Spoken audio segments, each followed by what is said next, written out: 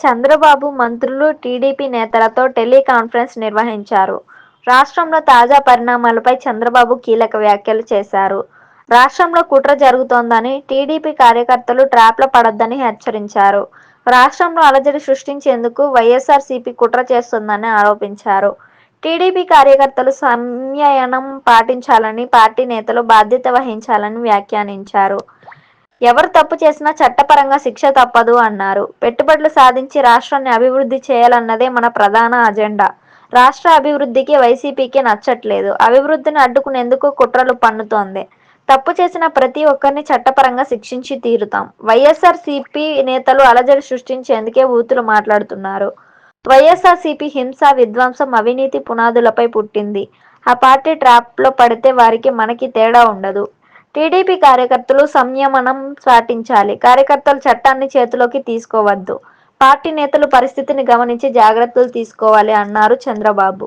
వైఎస్ఆర్సీపీ తిరుమల శ్రీవారి లడ్డూ ప్రసాదం కల్తీ అంశంలో అడ్డం దొరికిపోయారు. ఈ విషయాలని ప్రజలకు తెలిసి ఆ పార్టీని చీదరించుకుంటున్నారు. గత ప్రభుత్వ హయాంలో చేసిన పాపాలను దారి మళ్లించాలనే కుట్ర జరుగుతోంది. రాష్ట్ర అభివృద్ధి ఆ పార్టీ నేతలకు ఇష్టం లేదు. అందుకే ఇలా కుట్రలు చేస్తున్నారు. టీడీపీ నేతలు, కార్యకర్తలు అప్రమత్తంగా ఉండాలి అన్నారు. అంతకుముందు కూడా రాష్ట్రంలో తాజా పరిణామాలపై చంద్రబాబు ట్వీట్ చేశారు. నేరమయ రాజకీయాలు వైఎస్ఆర్సీపీ సిద్ధాంతం. వారి హయాంలో జరిగిన చట్టవిరుద్ధ పాలనే దీనికి నిదర్శనం. 2024 తర్వాతే రాష్ట్రంలో రూల్ ఆఫ్ లా అమలు అవుతోంది.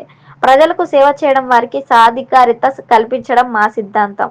వైఎస్ఆర్సీపీ నిజస్వరూపం బయటపడుతున్న కొద్దీ అసహనంతో దూషణలకు దిగుతున్నారు.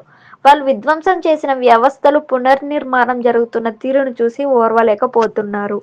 రాజ్యాంగమే సుప్రీం. మేం నెలకొల్పిన శాంతి భద్రతల్ని ఎట్టి పరిస్థితుల్లోనూ కాపాడి తీరుతాం. చట్ట ఉల్లంఘనలకు ఎవరిని అనుబంధించేది లేదు అన్నారు చంద్రబాబు. తెలుగుదేశం పార్టీకి స్పష్టమైన నిబద్ధత, ప్రజాస్వామ్య విలువలు ఉన్నాయి. టీడీపీ నాయకులు, కార్యకర్తలు చట్టాన్ని గౌరవించే వారిగా సమాజంలో మంచి గుర్తింపు సంపాదించుకున్నారు. అదే మన పార్టీకి ఉన్న బలమైన బ్రాండ్ ఇమేజ్ అని టీడీపీ ఒక ప్రకటనలో తెలిపింది.